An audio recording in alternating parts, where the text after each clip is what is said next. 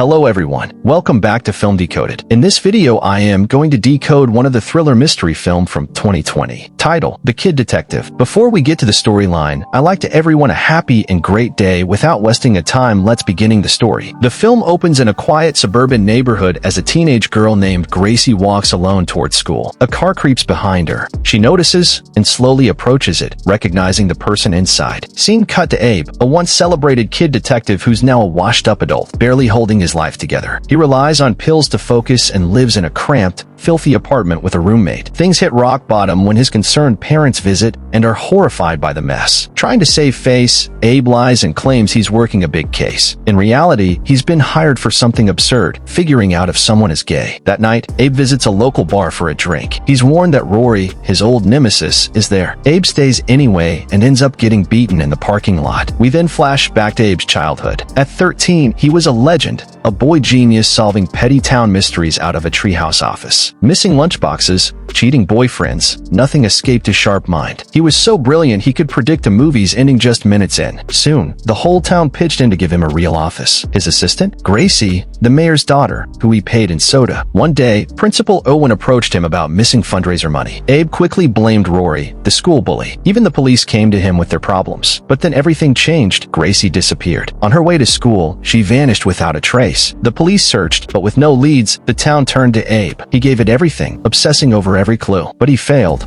and the case went cold. That failure ended his childhood and marked the beginning of his slow collapse. Back in the present, Abe is woken by his assistant Lucy. He's late for work. Bruised from the bar fight, he shuffles to his dingy office, ignored or judged by the townspeople who once idolized him. Later, a teenager named Caroline visits with a shocking case. Her boyfriend Patrick has been murdered, 17 stab wounds. That evening, Abe visits his parents for dinner, where relatives offer fake smiles and pity. When he mentions the murder case, his father warns him not to take it. He's not cut out for this. Furious, Abe snaps, shouting that he was once a prodigy and he's ready. The investigation begins. Caroline insists Patrick was clean, a top student, no enemies, no drugs. But Abe doesn't buy it. They visit Patrick's nerdy friend Calvin, who spills something shocking. Patrick had a second girlfriend and kept a photo of her wearing nothing but a tiger mask. Caroline is devastated. At a diner, she shares how Patrick used to leave origamis in her locker before important events. She knew it was him because he was the only Asian at school. Despite everything, she wants to solve the case. That night, they break into the school to check Patrick's locker, but it's already been cleared by police. Caroline brings Patrick's old jacket instead. Abe searches it and finds a bottle of strange pills. Curious, Abe takes one the next morning. He visits neighborhood junkies to learn more. The pills are ego boosters, rare,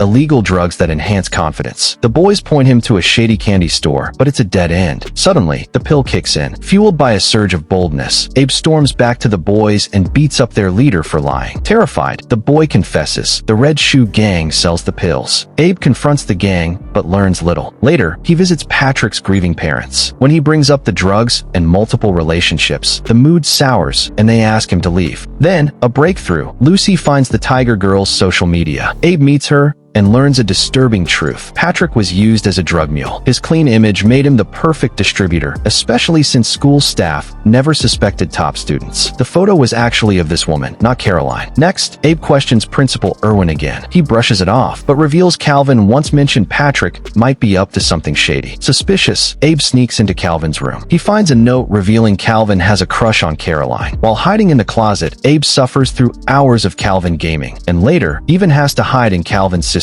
closet. Eventually, the cops pull Abe out of trouble. A senior officer warns him, "Stop this detective act before it ruins you." The media brands him a creep. Abe spirals, drinking, popping pills, ignoring Caroline's calls. One day, she shows up at his door. Someone left an origami in her locker. Abe shrugs it off, probably Calvin. He gives her the note he found. Days pass in a blur. One morning, Abe wakes up naked in a dumpster, hitting absolute rock bottom. But then Caroline calls again, reminding him he promised to solve the case. No matter what, it rekindles a spark in him. At her home, they bond over their miserable lives. Abe returns to his office, now trashed by Lucy's friends during his absence. Among the mess, he finds an origami Caroline left behind. He unfolds it and freezes. He recognizes the design. Abe races to his parents' house and digs through old boxes of Gracie's case. There it is, the same origami. The person sending origamis to Caroline also kidnapped Gracie. He visits Gracie's mother, who's kept her daughter's room untouched. There, he finds another matching origami. He's sure now it's the same person. That night, at the bar, the bartender mentions Rory again. He urges Abe to apologize for falsely blaming him. Then, the truth hits Abe like a freight train. Rory never stole the money. He was framed. Everything was staged. And Abe finally knows by who. He breaks into Principal Irwin's home and finds a hidden safe. Inside is the photo of the tiger-masked girl, stolen from Patrick's locker. Then Irwin arrives. Abe confronts him. He accuses Irwin of manipulating him as a child,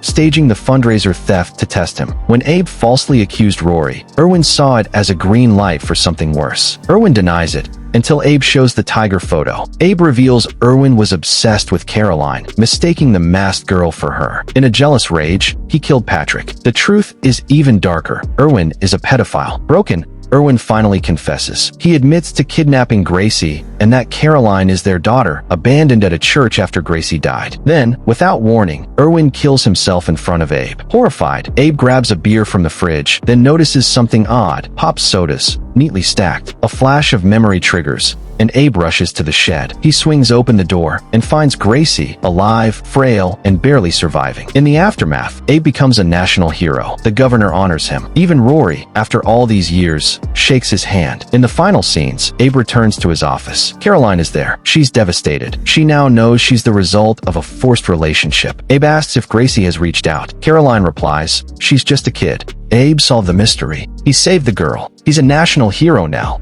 and the town that once pitted him finally stands in awe again. His office is clean, his shelves are full, and even his parents are proud. But when they ask what's wrong, he breaks down into silent tears, not from pain, but from the weight of a truth that justice alone can't erase. Because solving the case didn't fix him. It just proved how broken he had to become to finally find the answer. If you found this story as gripping and heartbreaking as we did, make sure to like, subscribe, and hit the bell icon for more deep dives into hidden cinematic gems. And let us know in the comments, do you think Abe truly found peace or just closure?